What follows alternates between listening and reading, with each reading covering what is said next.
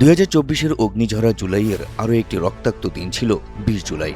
সেদিন ছিল কোটা সংস্কার আন্দোলনকে কেন্দ্র করে সরকার ঘোষিত অনির্দিষ্টকালের কারফিউর প্রথম দিন। এদিন সকাল থেকে ঢাকার রাস্তায় মানুষের উপস্থিতি ছিল স্বাভাবিকের চেয়ে অনেক কম। সড়কগুলোতে যানবাহনের সংখ্যা ছিল নিতান্তই সীমিত এবং ব্যবসায়ীরা দোকানপাট খুব একটা খোলেননি। রাজধানীর গুরুত্বপূর্ণ বিভিন্ন পয়েন্টে সেনাবাহিনী, র্যাব ও পুলিশের চেকপোস্ট বসানো হয়। রাজধানীতে দিনভর হেলিকপ্টার টহল অব্যাহত রাখে র্যাব। আর ডিএমপি থেকে কারফিউ পাস নিয়ে সংবাদকর্মীদের পেশাগত দায়িত্ব পালন করতে হয়। থমথমে পরিস্থিতির মধ্যেও কারফিউ ভেঙে রাজধানীর রামপুরা, যাত্রাবাড়ি, বাড্ডা, শাহজাদপুর ও বনশ্রী সহ বিভিন্ন এলাকায় বিক্ষোভ মিছিল করেন আন্দোলনকারীরা। সকাল থেকে ভাটারা এলাকায় ইউনাইটেড ইন্টারন্যাশনাল ইউনিভার্সিটি এবং নর্থ সাউথ বিশ্ববিদ্যালয়, সাথে ইন্ডিপেন্ডেন্ট ইউনিভার্সিটি অব বাংলাদেশ সহ বিভিন্ন বেসরকারি বিশ্ববিদ্যালয়ের শিক্ষার্থীরা বিক্ষোভ শুরু করলে এক পর্যায়ে পুলিশের সঙ্গে সংঘর্ষ বাধে। দিনভর পুলিশ ও বিক্ষোভকারীদের মধ্যে দফায় দফায় সংঘর্ষ, ধাওয়া পাল্টা ধাওয়া ও গুলির ঘটনা ঘটে। সারা দেশে আইনশৃঙ্খলা বাহিনী ও সরকারি দলের সমর্থকদের সঙ্গে বিক্ষোভকারীদের সংঘর্ষে অন্তত 21 জন নিহত হয়। এদের মধ্যে ছিলেন 2 জন পুলিশ সদস্য। এদিন নারায়ণগঞ্জের সিদ্দিরগঞ্জে হাইওয়ে পুলিশ ফাঁড়ি ভবনে আগুন ধরিয়ে দেয় আন্দোলনকারীরা। এতে ওই ভবনের ভেতরে হাইওয়ে পুলিশের সদস্য সহ শতাধিক মানুষ আটকা পড়েন। পরবর্তীতে সেনাবাহিনী, বিজিবি, র্যাব ও পুলিশ যৌথ অভিযান চালিয়ে হেলিকপ্টারের সহায়তায় অবরুদ্ধদের উদ্ধার করে। সেদিন আন্দোলনকারী শিক্ষার্থীদের পক্ষ থেকে এর আগের দিন রাতে সরকারের 3 প্রতিনিধির সঙ্গে বৈঠককে নাটক বলে মন্তব্য করেন তৎকালীন বৈষম্য বিরোধী ছাত্র আন্দোলনের অন্যতম সমন্বয়ক হাসনাত আবদুল্লাহ। তিনি বলেন, পদ্মায় নিয়ে গিয়ে আমাদের দিয়ে জোরপূর্বক সংবাদ সম্মেলন করা হয়েছে।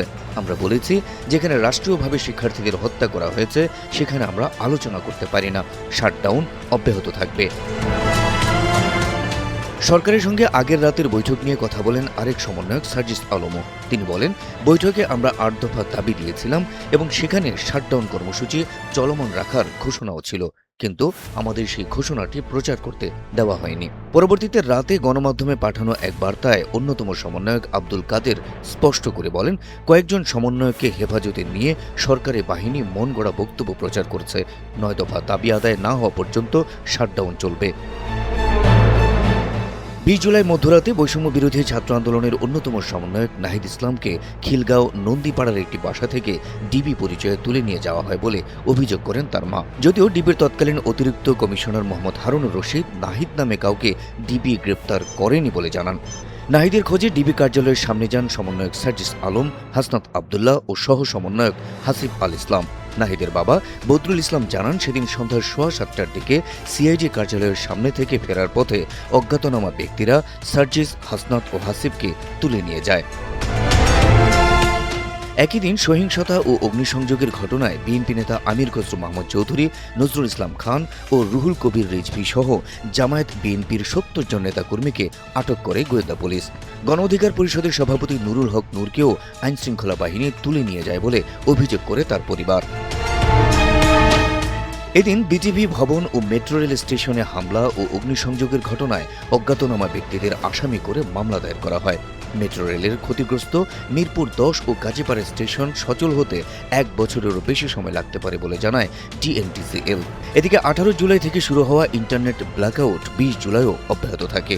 কারফিউর কারণে হযরত শাহজালাল আন্তর্জাতিক বিমানবন্দরে অসংখ্য ফ্লাইট বাতিল হয় এবং যাত্রী ভোগান্তি চরম আকার ধারণ করে। সার্বিক পরিস্থিতি বিবেচনা করে এদিন রাতেই অনির্দিষ্টকালের জন্য কারফিউ বাড়ানো হয় এবং পরবর্তী 2 দিনের জন্য দেশজুড়ে সাধারণ ছুটি ঘোষণা করে সরকার। Habib Rasel, NTV online.